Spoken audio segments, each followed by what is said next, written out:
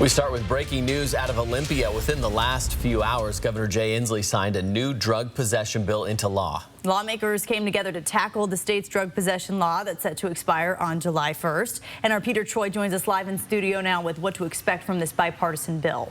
Yeah, it was an emotional conversation with many lawmakers on both sides of the aisle, sharing personal stories and tackling the issue of drug use possession. And some say this is a small step in the right direction and to hold drug users accountable. And they said it will also create a new path for those who need help to recover. Critics say passing this bill is not enough to solve this issue. And I want to thank all the legislators for working so diligently. The battle to keep the state safe from the effects of drugs continues. Senate Bill 5536 is declared passed. Tuesday's special legislative session was filled with stories related to drug use. We cannot offer hope for these people that are in the throes of addiction. What good are we? The new bill would make illegal drug possession and public drug use gross misdemeanors, with the maximum jail time for the first and the second convictions up to 180 days.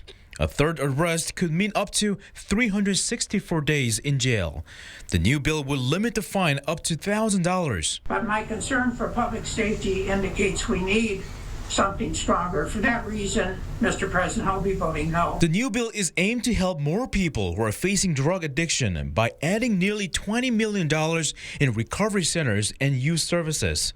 Spokane Senator Andy Billick says it will bring a positive difference for many families who are suffering because of drugs. It's important to know that this is a bill that's treatment-centered. Addiction is a health disorder, and so it makes sense that you would have a treatment-focused response to a health disorder.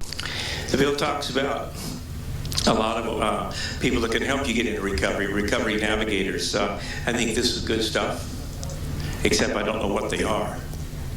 I don't know who's managing this. Senator Andy Billick says the goal is to continue to increase infrastructure for drug addiction treatment. The bill itself has a number of direct appropriations, so we provide funding for many of these diversion and treatment programs, and also provide money for court-related costs like public defenders in the bill.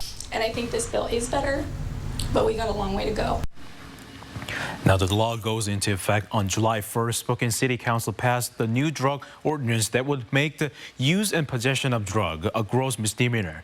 The Spokane Police Department says it's now arresting anyone who's using drugs in public spaces starting this week. In studio tonight, Peter Choi, 4 News Now.